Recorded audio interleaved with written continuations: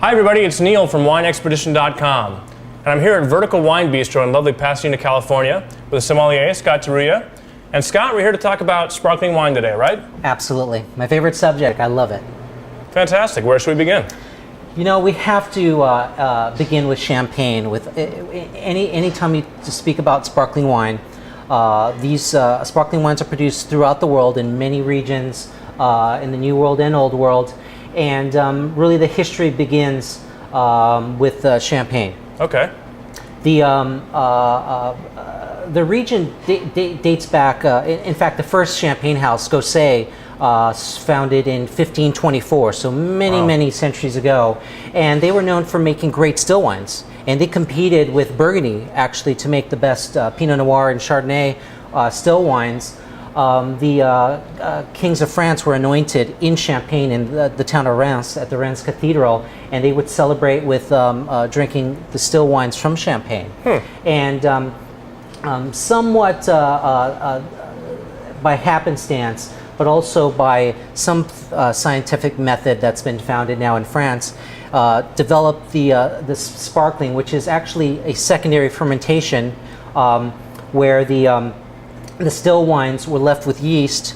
And the Champagne region is a very cool region, and in the north of France, very high latitude. And because of this coolness, when the yeast is left inside the still wine without fully fermenting, when the weather warms up in the spring, the yeast is reactivated, creating carbon dioxide in the bottle, and that's the bubbles. Wow, I had no idea there was so much to know about champagne, and that was probably the Reader's Digest version. That was probably the quick take on it. What do we have here? What did you bring? You know, we have two examples of champagne, and I've chosen the House of Roederer, Louis Roederer.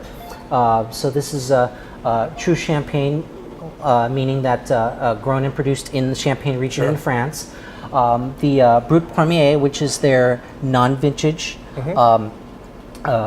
Brut, and then their Tête de Cuvée, which is Cristal, which many of our viewers probably have heard. Again, the first Tête de Cuvée ever produced, and definitely on the pricey side. The Roederer house style tends to be fruity and on the bolder side of things. Certainly, the opposite is a brand called Taittinger or Taittinger, and they tend to have more Chardonnay in their wines, and so you get much more of a crisp, structured wines than some of the other producers. Okay, so that's champagne.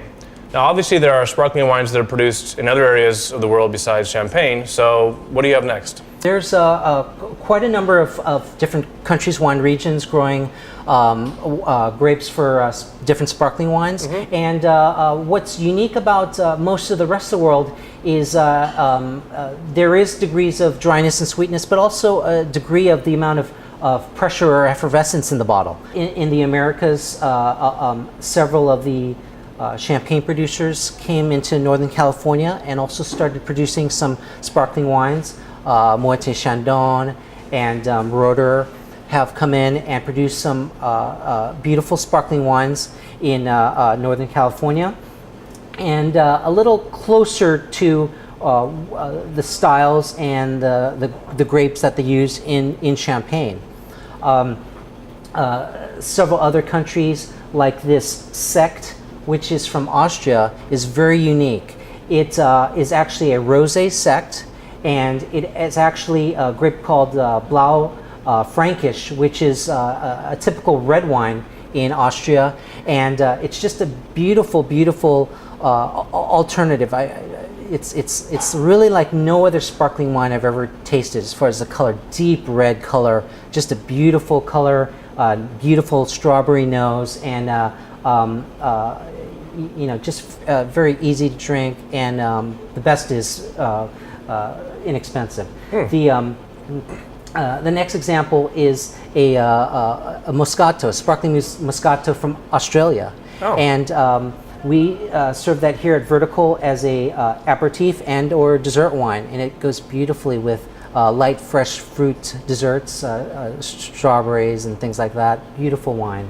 And then the last example I have is back to Champagne, and it's a demi-sect from Moët Chandon called Nectar, and unlike the Moscato, it has a little bit more effervescence, but very delicate, beautiful with cheeses and desserts, and don't be afraid to purchase that in a half bottle for a couple after drinking a bottle of wine with dinner. A nice way to finish a meal. Well, thank you very much, Scott. Really appreciate you joining us on WineExpedition.com. And if you ever make it to Pasadena, stop by Vertical Wine Bistro and see Scott. Why don't we open one of these babies up? Let's do it.